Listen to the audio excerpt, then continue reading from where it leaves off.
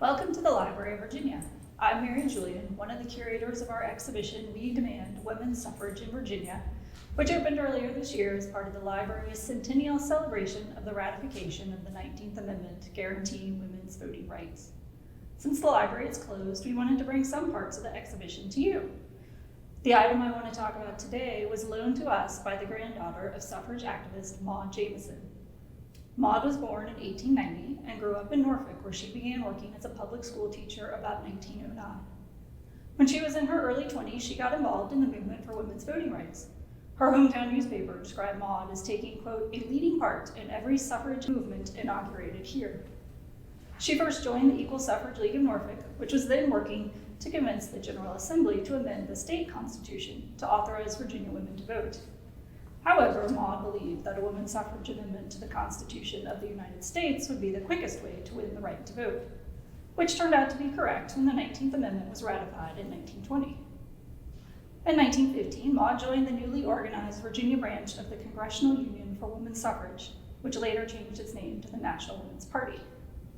The National Women's Party organized large public protests and daily picket lines at the White House, all of which were covered by the national press in the days before social media and viral videos. Maud Jamison embraced the cause wholeheartedly and resigned from teaching to go work in the headquarters of the National Women's Party in Washington, D.C. While she worked there, she used this portable Corona typewriter, which she kept for the rest of her life. I'll admit that I got goosebumps when we opened the box and got to hold the typewriter that Maud had used more than 100 years ago to type letters, office memos, or press releases while fighting for women's suffrage. But she didn't just work at headquarters. When the National Women's Party organized its picket lines in January 1917, Maud was one of the first volunteers. She regularly stood outside the White House gates with banners asking, "Mr. President, how long must women wait for liberty? And what will you do for women's suffrage?" The women on the picket line were known as silent sentinels and were trained to not respond to taunts and threats from opponents. In June, after the United States had entered World War I, some opponents saw the pickets as treasonous and began attacking the women and tearing banners away from them. The police didn't arrest the rioters, they arrested the peaceful women, usually charging them with obstructing traffic, even though they were on the sidewalk and not blocking traffic or pedestrians.